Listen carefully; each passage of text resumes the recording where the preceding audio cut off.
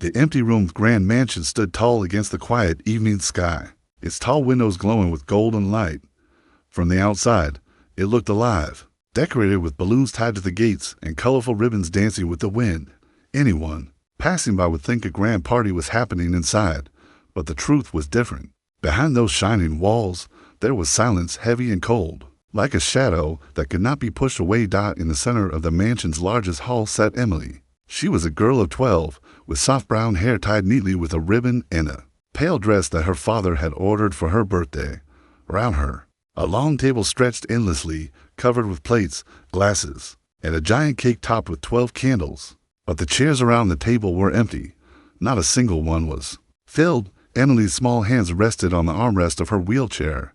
Her legs, thin and weak, did not move. She looked at the balloons floating above her, bright red, blue, and gold. But she felt no happiness. The sound of the clock on the wall ticked slowly, echoing louder in the emptiness of the room. Each tick reminded her that time was passing, and yet no one had come. She bit her lip to stop herself from crying. "Don't cry, Emily," she told herself. "It's your birthday. You're supposed to smile." She looked at the cake. It was beautiful, shining with white cream, decorated with sugar roses, and crowned with glowing candles waiting to be blown out. She imagined her friends, the ones she once had before the accident, standing around her, singing the birthday song, with laughter in their eyes. But that was only in her imagination. In reality, the room was silent. The maids had stepped out to prepare food in the kitchen. Her father was away in another city for an important meeting, and the house felt like a palace made of glass, beautiful, but fragile and empty. Emily sighed and lowered her head. Her heart ached, but she forced a smile on her face. "Happy birthday to me," she whispered softly. The words fell heavy, like stones in her chest. They did not sound happy at all. The silence grew heavier. The balloons wobbled gently in the air. The ribbons swayed, and the golden light from the chandelier above cast long shadows across the polished floor. Emily stared at her reflection in the glass surface of the table. She saw a little girl sitting alone, her eyes watery, her face pale. She did not see the daughter of a powerful CEO. She did not see a rich child who had everything money could buy. She only saw a lonely girl trapped in a chair. Her thoughts wandered. She wondered if her classmates remembered her birthday. Maybe they did not care anymore. Maybe they were too busy playing outside, running across the fields, laughing in ways she could never laugh again. She missed the feeling of running, of chasing butterflies, of spinning in the garden until she fell in the grass. Now, she only sat. She could not run. She could not dance, and sometimes she felt she could not dream either. A small tear rolled down her cheek. She quickly wiped it away with her sleeve. "No," she whispered to herself. "I don't want to cry." But the truth was clear. Emily was not sad only because she was alone. She was sad because she felt forgotten. Forgotten by her friends, forgotten by her father's busy world, forgotten by life itself. And that hurt more than anything. The clock struck 6, and the sound rang across the hall. Emily shivered. It was now evening. Still no one had come. She leaned her head back against the chair and closed her eyes. She imagined the voices of children singing. She imagined laughter, and she imagined someone holding her hand. But when she opened her eyes again, all she saw was the flickering candles, waiting for a breath that never came. Her heart whispered a silent wish. "I just want someone to remember me. Just one person, please." The room around her grew darker as the sun sank outside. The golden rays through the window slowly faded into a softer orange glow. Shadows crawled across the walls, making the room feel even larger, emptier, and colder. The balloons no longer looked joyful. They looked like ghosts floating above her. The cake no longer looked sweet. It looked like a cruel reminder of what she had lost. Emily gripped the armrest of her wheelchair tightly. Her eyes were fixed on the door at the far end of the hall. She prayed that maybe, just maybe, someone would knock. But the door stood still. The silence pressed against her chest until she could hardly breathe. Finally, she let out a shaky breath. "Happy birthday, Emily," she whispered again, this time with tears streaming down her face. Her voice echoed back at her, and that echo was the only answer she received. The giant mansion, filled with decorations, music machines, and food, stood as the loneliest place in the world that evening. And in the center of it all was a little girl who only wanted a friend. The knocked candles on the cake were still burning, their little flames dancing as if mocking the silence of the room. Emily stared at them, her lips trembling, her heart sinking deeper into loneliness. The house was too big, too empty, too quiet, just when she thought no one would ever come. A sound broke through the silence. Knock. Knock. It was soft, almost unsure, like someone afraid to disturb. Emily lifted her head quickly. Her eyes darted to the tall wooden door at the end of the hall. She blinked, wondering if she had imagined it. But then it came again. Knock. Knock. This time it was clearer, gentle. A real. Her heart raced. She felt a shiver of hope run through her. Could it be her father, surprising her after all? Could it be a guest, a friend, anyone who remembered her? The thought made her chest rise and fall quickly. Her small voice broke the silence. Hello? She called, her tone unsure, her voice trembling. The sound echoed against the high walls. No answer came. Only the golden light of the chandelier swung slightly, making the shadows move on the walls. Her hands gripped the arms of her wheelchair. She wanted to roll toward the door, but the distance was too far, the hall too wide. She swallowed hard. And then the handle of the door moved. Slowly, carefully, it creaked open. Emily held her breath. A thin figure stepped inside. It was not her father. It was not a maid. It was not a guest dressed in fancy clothes. It was a boy no older than her, maybe 12 or 13. His hair was messy, dark strands falling into his eyes. His shirt was worn out and patched in many places. His shoes were torn, showing his toes. He looked like he had walked far, like the world outside had been hard on him. In his small hand, he held a single wildflower. Its petals were uneven, its stem bent, but it was alive, bright, and real. Emily blinked, her eyes wide. For a moment, she forgot to breathe. The boy stepped carefully into the glowing hall, his eyes darting at the grand chandelier, the golden curtains, and the giant cake. He looked amazed, but he did not stare for long. Instead, his gaze found Emily. He began, his voice quiet, shy, almost breaking. I heard it was your birthday. Emily's lips parted. No one had said those words to her all day.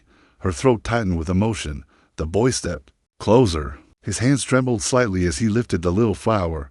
I don't have much, he said softly, but may I come in? Tears welled in Emily's eyes. She nodded quickly, afraid that if she spoke, she would break into sobs. The boy smiled faintly, relief in his tired eyes. He walked toward her, his footsteps echoing softly against the marble floor. When he reached her chair, he bent down and placed the flower gently in her lap. Emily touched it carefully, her fingers brushing the fragile petals. She held it as if it were the most precious thing she had ever been given. Thank you, she whispered, her voice shaking. It's beautiful. The boy looked at her, his eyes kind but curious. What's your name? Emily, she said softly. And yours? Daniel, he answered. His name lingered in the air like a promise. For a moment, silence filled the room again, but this silence was different. It was warm, not cold. It was full, not empty. Emily's heart began to beat faster. She wasn't alone anymore. For the first time that day, she wasn't forgotten. Her lips curved into a small, trembling smile, but a real one. Daniel glanced at the cake, its candles still glowing, waiting for someone to celebrate. That's a big cake, he said with a shy laugh. But why are you sitting here all alone? Emily's smile faded a little. She lowered her eyes. Because no one came. Daniel's chest tightened. He looked at her fragile frame in the wheelchair, her eyes shining with unshed tears, and his heart ached. Slowly, he pulled out the chair beside her and sat down. Well, he said softly, I'm here now. Emily turned her head toward him, her eyes wide with surprise. The warmth in his voice was like sunlight breaking through clouds. The candles flickered again, but this time they didn't feel mocking. They looked like they were celebrating, as if they knew something had changed. Emily held the flower close to her chest. She whispered in her heart, maybe this is what I wished for. Just someone to remember me. And as Daniel sat beside her, the loneliness of the grand mansion began to fade. He gift of friendship's golden light of the chandelier shimmered above them, casting long shadows across the hall. For the first time that day, Emily's heart did not feel like a heavy stone. Instead, there was a warmth rising inside her chest, soft but powerful. She held the little wildflower tightly in her lap as though it were a treasure made of gold. Daniel shifted in his chair beside her. His eyes kept moving around the room, taking in the high walls, the tall windows, and the table decorated with shining plates and crystal glasses. Everything looked like it belonged to another world, a world he had only ever seen from the outside. His thin shoulders looked out of place in the grand hall, but his presence was stronger than all the lights and decorations. Emily's voice broke the silence. "This flower, it's beautiful. Did you buy it?" Daniel shook his head with a small smile. "No, I picked it from the roadside near the old fence. It was the only one there. I thought maybe it would make you smile." Emily blinked quickly, her throat tight. No one had thought about her smile in so long. Everyone always looked at her wheelchair, her weakness, her father's money. But Daniel had looked at her face, at her sadness, and brought something simple, but filled with meaning. "It did," she whispered, brushing her fingers over the soft petals. "It really did." Daniel leaned his elbows on the table and tilted his head. "So, it's your birthday?" Emily nodded. "Yes, I turned 12. Today." Her voice carried both pride and sorrow. "Happy birthday, Emily," Daniel said firmly. Not shy, not unsure, but like he truly meant it. Those words pierced straight into her heart. All day she had waited to hear them, but they never came. Hearing them now made her eyes sting with fresh tears. "Thank you," she said softly, her lips trembling into a smile. Daniel looked at the cake sitting untouched at the center of the table. "That's the biggest cake I've ever seen," he said, eyes wide. "Have you cut it yet?" Emily shook her head. "No, I was waiting for—" "Who?" he asked gently. Her gaze dropped to her lap. "Anyone." The word slipped out like a broken secret. Daniel was quiet for a moment. His chest ached as he looked at her small, fragile hands gripping the flower. He thought of his own life, how sometimes he went to bed hungry, how his shoes pinched his feet, how people walked past him without a glance. He knew the weight of being invisible, but to see a girl in such a big, shining house feel the same way, it surprised him, and it hurt. He cleared his throat. "Well, you don't have to wait anymore. You've got me." Emily's head snapped up, her eyes wide.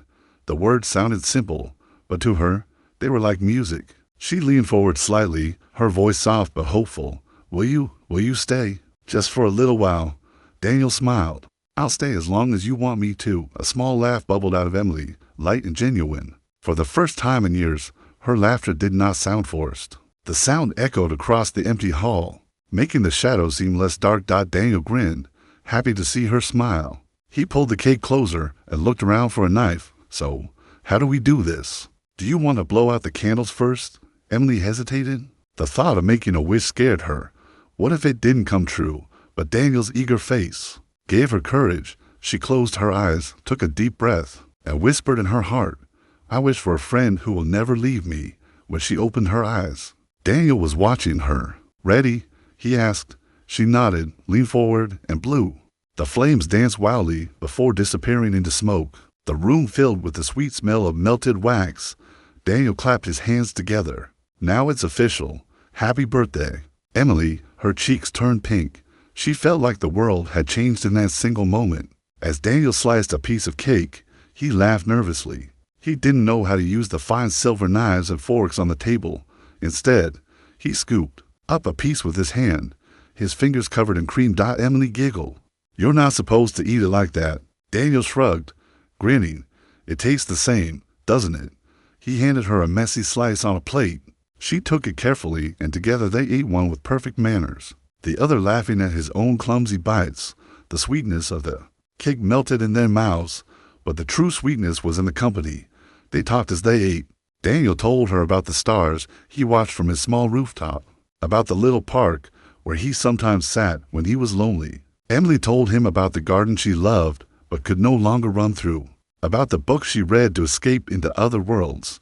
The more they spoke, the more they forgot about the empty hall, the missing guests, the distance between their worlds. At last, Daniel leaned back in his chair. "I don't have much," he said honestly, "but I can promise you this: I'll always be your friend." Emily's heart fluttered. She looked at him, her eyes glowing with tears that were no longer sad, but grateful. "And I don't need much," she whispered, "just that." She clutched the little wildflower close, as though it were a shield against all her loneliness. And in that moment, she knew her wish had already come true. The birthday scent candles had melted down into tiny rivers of wax that dripped down the sides of the cake. The room smelled faintly sweet, with a mix of frosting and smoke from the blown-out flames, Emily and Daniel sat together at the long table, the untouched chairs stretching out around them like silent witnesses. But the silence no longer felt as heavy as before. Emily looked at Daniel with curious eyes. "Do you sing?" she asked, her voice soft, almost afraid to hope. Daniel raised his eyebrows and laughed lightly. "Sing? Well, not like the people on the radio, but I can try." Her lips curved into the smallest smile. "No one has sung for me today, not even a single happy birthday." Her voice wavered as she said it, her eyes dropping to her lap. She twisted her fingers together nervously, afraid that saying it out loud made her sound weak. Daniel's heart squeezed. He leaned forward, resting his elbows on the table. "Then let me be the first." Emily's eyes widened. She blinked quickly, hardly believing him. You would." "Of course," Daniel said firmly. "Everyone deserves a birthday song." He cleared his throat, sat a little straighter, and then his voice rose shy at first, but warm and steady. "Happy birthday to you." The sound filled the grand hall, bouncing off the tall walls, rising to the golden chandelier. Emily froze, her chest tight. No one had sung for her in so long that the simple melody felt like a miracle. "Happy birthday to you." Daniel's voice cracked once, but he kept going, his face glowing with a sincerity that no perfect singer could match. He smiled nervously at her as he continued, "Happy birthday, dear Emily." Her name in the song was like sunlight breaking through storm clouds. Emily pressed her small hands to her chest, her eyes flooding with tears. "Happy birthday to you." The last note lingered in the air, soft and beautiful, before fading into silence. Emily couldn't hold it anymore. A sob burst from her throat, but it wasn't from sadness. It was from the overwhelming joy of being seen, of being celebrated, of finally feeling human again. Tears ran down her cheeks like silver streams, but her lips curved into a trembling smile. Daniel panicked for a moment, thinking he had upset her. "Did I sing badly?" he asked, scratching his head in embarrassment. Emily shook her head quickly. "No," she whispered, her voice breaking. "It was perfect.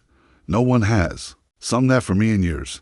Thank you so much." Her words were like broken glass, fragile, sharp, but shining with truth.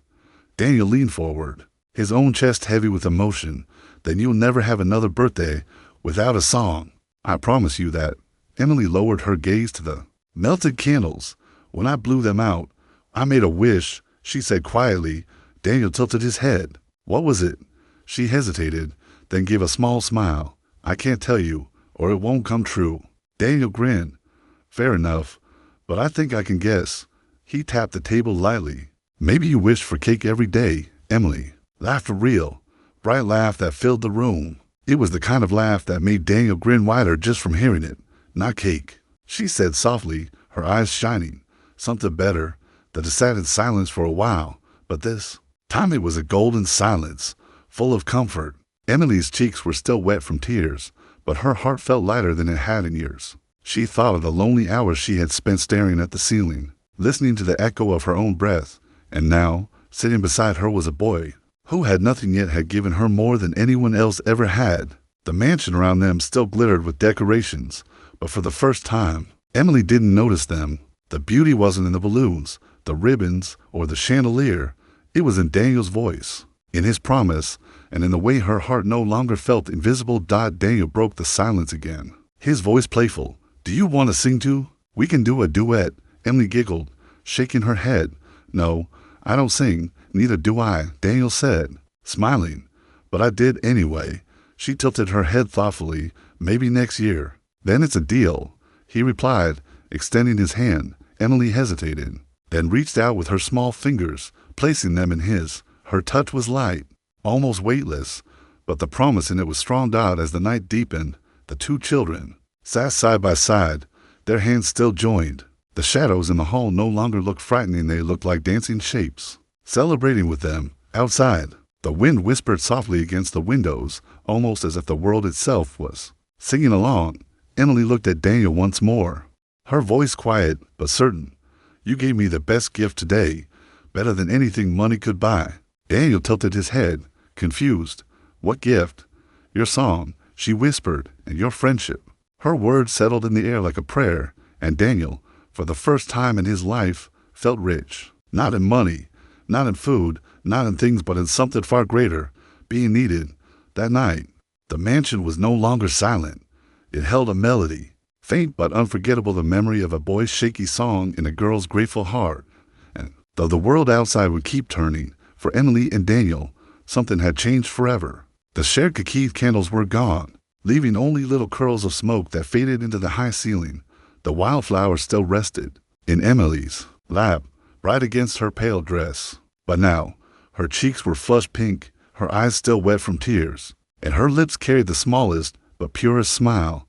Daniel leaned forward, tapping his fingers on the edge of the table. As he eyed the untouched cake, its white frosting gleamed. Under the golden chandelier, the sugar roses still perfect, the edges sharp and neat. It looked almost a grand to touch. Shouldn't we cut it? Daniel asked, his voice playful but respectful, as though he was standing before a king's crown rather than a dessert. Emily followed his gaze to the cake, her chest tightened. I was waiting, but no one came. Her words fell softly, like a feather sinking into water. Daniel's heart twisted. He looked at her for a long moment, then straightened his back with determination. Then let's not wait anymore. Tonight, you're not alone. We'll eat it together. Emily blinked quickly, her lips trembling. Together, yes, Daniel said with a grin. The two of us, that's more than enough. He reached across the table for the knife, its silver blade glinting in the chandelier's light. Daniel's hand shook slightly as he held it. It was fine, polished, unlike anything he had touched before, but he pressed it carefully into the soft cake. The blade slid down, parting the cream and sponge with ease. The first slice was uneven, messy compared to the perfection of the cake, but to Emily, it was beautiful. Daniel lifted the slice and placed it clumsily on a porcelain plate. Then, instead of reaching for the shining silver fork beside it, he scooped up a piece with his hand and popped it into his mouth. Cream smeared across his fingers and the corner of his lips. Emily gasped. Daniel. He froze, eyes wide. What? Did I do it wrong? For a heartbeat, Emily stared at him and then she burst out laughing. The sound surprised even her. It was light, bright, and genuine, echoing against the tall walls like birds singing after a storm. Daniel blinked, then grinned sheepishly. Well, I guess I don't know how rich people eat cake. You're supposed to use a fork, Emily giggled, lifting hers delicately and showing him. Like this. Daniel scratched his head, embarrassed, but his grin didn't fade. It tastes the same either way. Emily picked up her slice and took a small bite. The sweetness melted on her tongue, but more than the taste, it was the joy of sharing it with someone who wanted to be there for years. The cake had only been a lonely tradition, cut and eaten without laughter. Tonight, it felt alive. They ate together, Daniel with his messy fingers and Emily with her perfect manners. He made funny faces as he licked frosting from his hands. As she laughed so hard she nearly dropped her fork. This is the best cake I've ever had, Daniel said between bites. Emily tilted her head, smiling softly. But you've had better cakes before, haven't you? He shook his head. No, not like this. It's not the cake, it's who I'm eating it with. Emily's chest tightened at his words. She lowered her gaze to the plate, her voice soft. No one has ever said that to me before. The hall felt warmer now. The golden light seemed softer, more inviting. Even the empty chairs looked less lonely, as though they were happy to witness what was happening. Emily watched Daniel as he laughed at his own clumsy bites, his eyes glowing with mischief. She realized that he had given her something no guest, no gift, no luxury ever had real joy. Daniel leaned back in his chair and sighed contentedly. You know, he said, licking the last bit of cream from his finger, people always think being rich means having everything, but I think you can be rich with just one good friend. Emily's eyes shimmered. She whispered, almost to herself, maybe you're right. A gentle silence fell between them, but it wasn't the cold silence of before. This one was soft, like a blanket wrapping around them both. Emily set her fork down and looked at the wildflower resting in her lap. You gave me this flower, she said softly. It may not be expensive, but to me, it's the best gift I've ever gotten. Daniel smiled, his face glowing with quiet pride. And you shared your cake with me. That's the best gift I've ever gotten. They both laughed, and their laughter mingled, filling the space between them like sunlight filling an empty room. As the evening deepened, Emily felt something shift inside her. The loneliness that had weighed her down was gone, replaced by a warmth she had long forgotten. She realized that it didn't matter how many people came, how many presents were given, or how grand the decorations were. What mattered was this moment. She looked at Daniel, her voice trembling but certain. "Will you stay my friend? Not just today, but always?" Daniel met her gaze without hesitation. "Always," he said firmly. The word settled into her heart, like a promise carved into stone. The cake was nearly gone now, the plate smeared with cream. The wildflowers still safe in Emily's lap. The mansion, once filled with nothing but silence, now echoed with laughter, small jokes, and the sound of two children discovering something rare and precious for the first time in years. Emily did not feel like the paralyzed CEO's daughter. She felt like a girl, just a girl, with a friend, and to her, that was more than enough.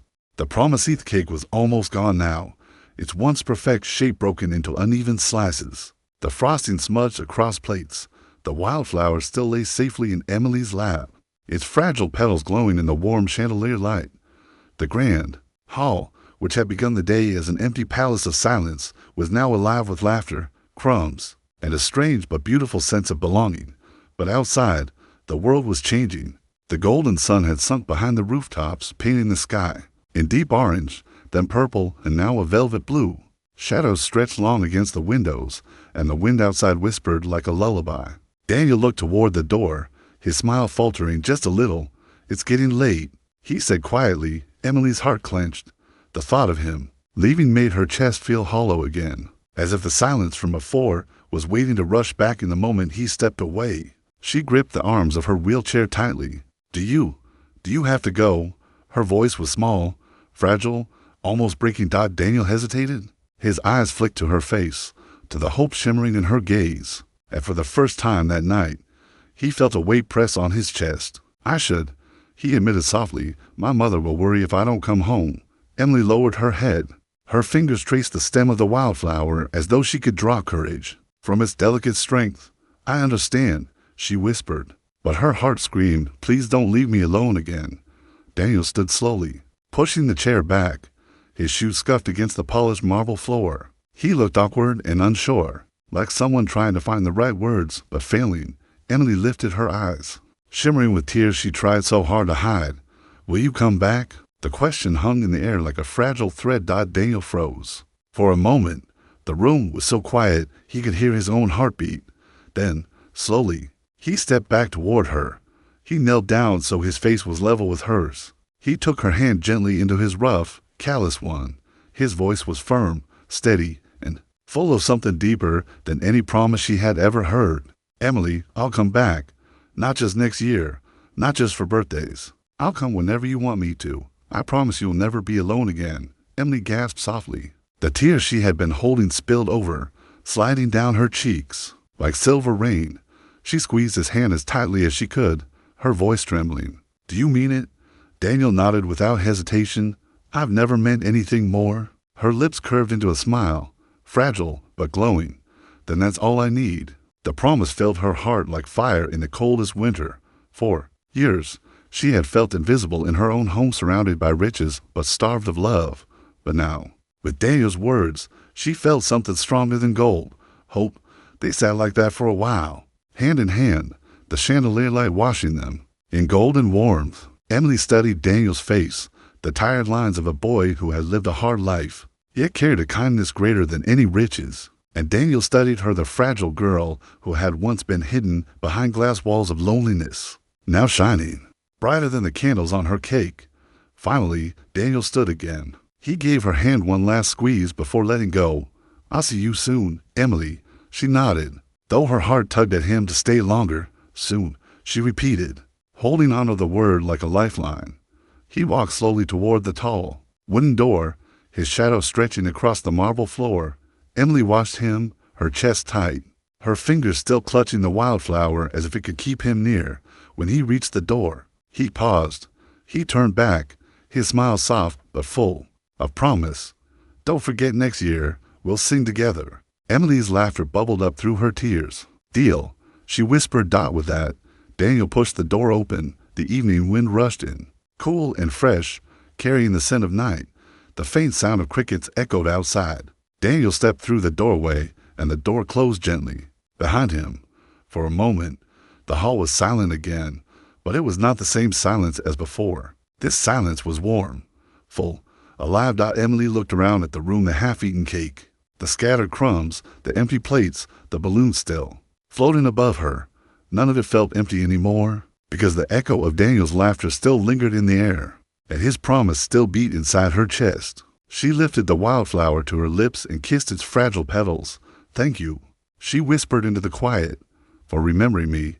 Her eyes drifted toward the door where Daniel had stood. For the first time in years, she wasn't afraid of tomorrow, because she knew that tomorrow and every tomorrow after that she would no longer be forgotten. The mansion glowed softly in the night, no longer a cage of loneliness, but a home filled with the light of friendship. And in the heart of a paralyzed girl sat a promise stronger than any riches, stronger than any sorrow, that she would never be alone again.